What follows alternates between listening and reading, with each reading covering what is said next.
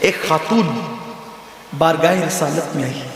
اور عرض کیا یا رسول اللہ مجھ سے زنا ہو گیا ہے،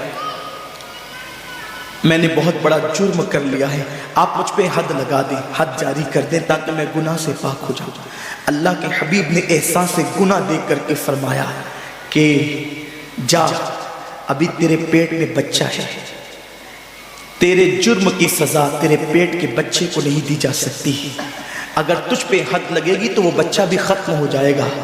جب بچہ پیدا ہو جائے اس کے بعد آنا۔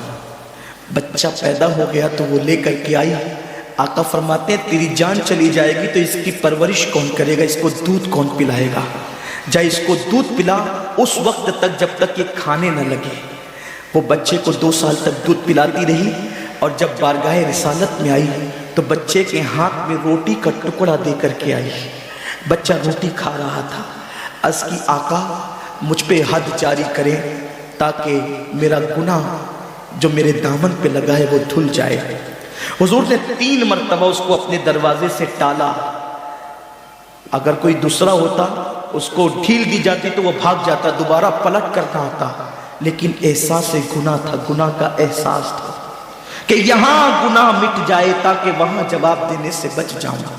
اس خاتون نے 3 مرتبہ حاضری دی، حضور اب میرا بچہ روٹی کھانے لگا ہے، مجھ پہ حد لگا دے تاکہ میں پاک ہو جاؤں۔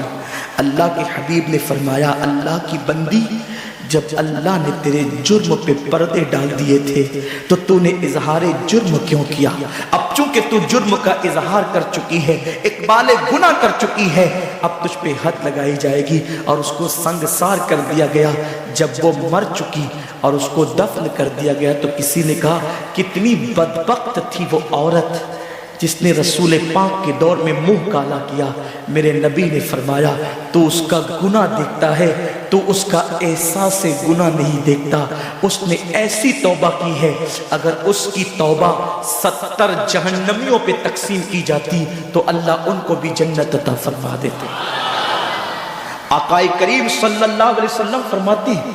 جو رمضان شریف میں گناہ کبیرہ کرتے ہیں، اب گناہ کبیرہ کی بہت بڑی تعریف ہے، اس کو نہیں بیان کروں گا، لیکن جو گناہ کبیرہ بڑا گناہ کرتے ہیں، پہلی بات تو چونکہ میرا مسلک صوفیہ ہے، صوفیہ سے کسی نے پوچھا کہ گناہ بڑا کیا ہے؟ امام غزالی فرماتے ہیں نہ کوئی گناہ چھوٹا ہے نہ کوئی گناہ بڑا ہے، بات تو یہ ہے جس گناہ پر خدا تیری پکڑ کر لے وہی گناہ سب سے بڑا ہے،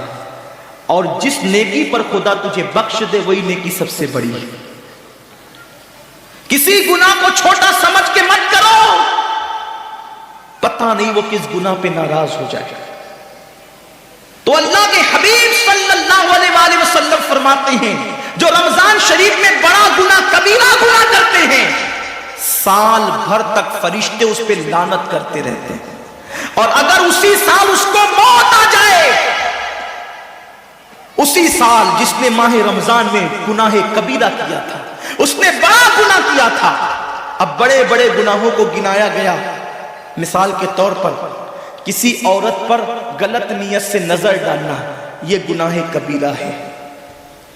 جھوٹی قسم کھانا یہ گناہ کبیرہ ہے، ناپ تول میں کمی کرنا یہ گناہ کبیرہ ہے، کسی کو دیکھ کر اس کا مذاق اڑا کے دل دکھانا یہ گناہ کبیرہ ہے، کسی کی امانت میں خیانت کرنا یہ گناہ کبیرہ ہے،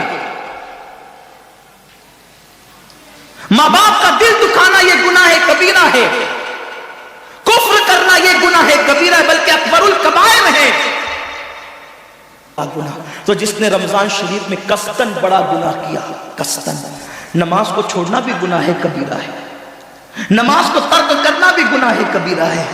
میرے آقا صلی اللہ علیہ وسلم کے دیوانوں، کھیل کود میں وقت کو ضائع کرنا، وقت کا ضیاع یہ بھی گناہ کبیرہ ہے۔ آقا فرماتے ہیں جس نے رمضان شریف میں گناہ کبیرہ کیا، اس رمضان سے لے کر آنے والے رمضان شریف تک فرشتے اس پہ لعنت کرتے ہیں۔ یہ لعنت کیا ہے؟ لعنت سمجھتے ہیں؟ لعنت کا مطلب یہ ہے جس پہ لعنت پڑی وہ ہمیشہ کے لیے